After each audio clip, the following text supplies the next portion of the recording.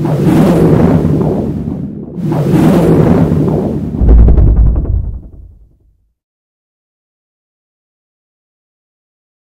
Comic-Con experience. Well, it's good. You know, I mean, having done Flash like 1991, you know, I've done a few of these. And then when the first Flash was released on DVD in 2006, of course, it was a fall. So it's, you know, it's a great experience. Man, the difference in San Diego between now. Exactly. Everything's different every year. I mean, this is like unbelievable. I haven't had the Comic-Con experience at this level.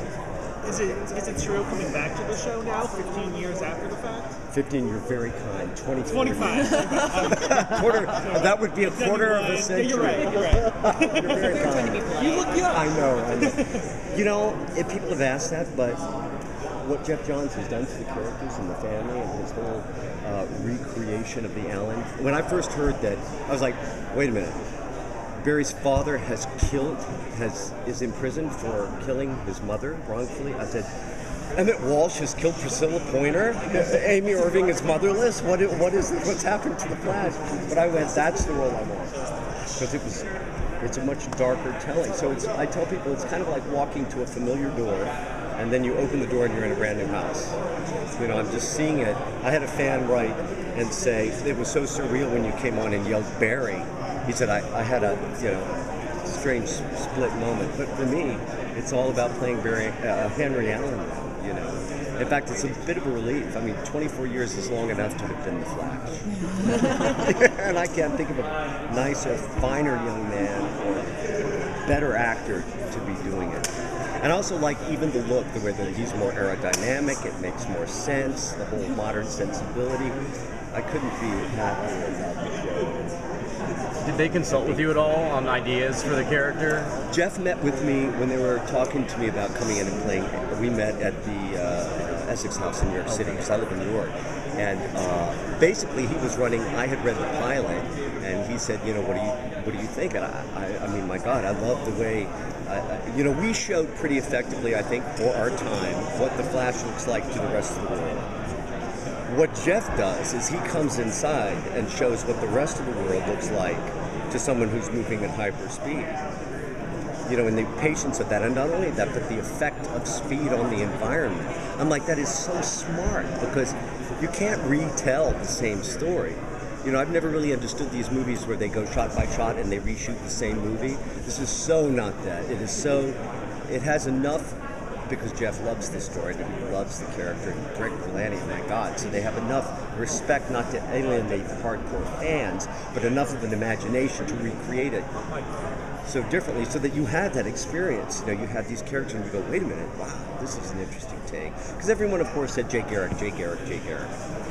But then when I heard that the father was wrongfully imprisoned for killing Barry's mother, I was like, that's the role. In a flash of light. That's the role. So I couldn't be. What's it like shooting a TV show now as opposed to 24 years ago? The thing that I noticed is they can do so much more post-production.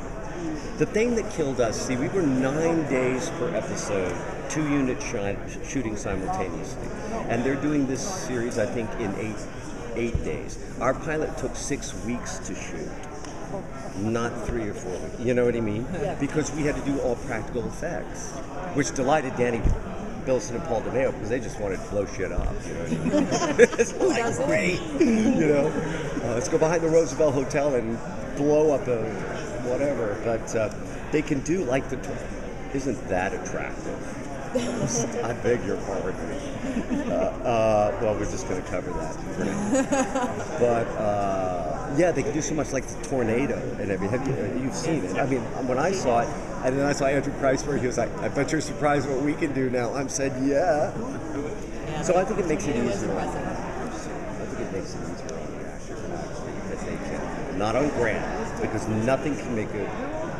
I asked him when I saw him, because I hadn't seen him since the pilot. I got her, I said, has it gotten real yet? You know? He said, it's gotten real. It's the wake up in the morning and go, oh my God, what have I done? This is the hardest thing I've ever done in my life. You know? Who do you think would actually win in a race, your Flash or Grant's Flash? It's 2014, I would say Grant's Flash. You know, I mean, just look at us. I like the whole, I always said the suit was too big. It was too muscular. The guys, he had to be mobile. The commands, but we were coming out of the Mark McGuire, Jose Canseco. We were still sort of suffering the after effects of pumping iron.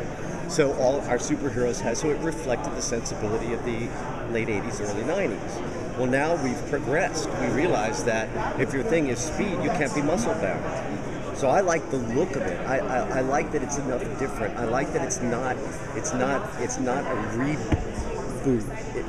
It's a reimagination, you know. And I hate using that word, forgive me, because that's the buzzword of, I made the mistake the first time around of walking into a press room and saying, well, it's really about relationships. And all you guys laughed at me.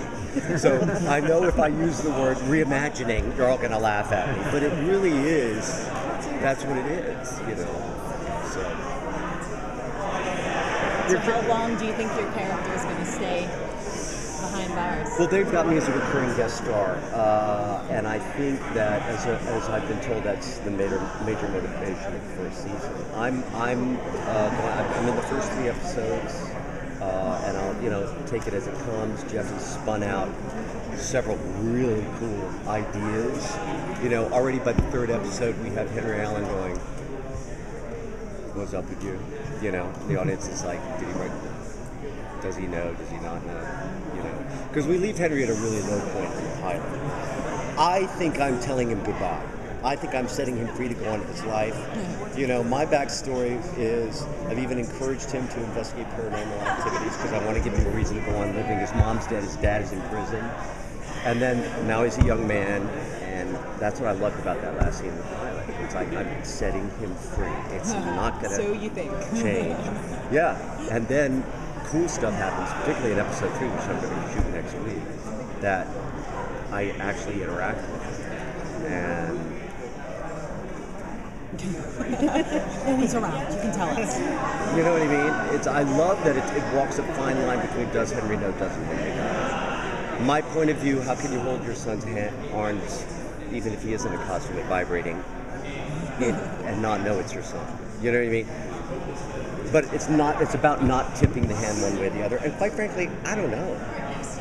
That's just my feeling about it. So I'm not giving anything away other than my musings.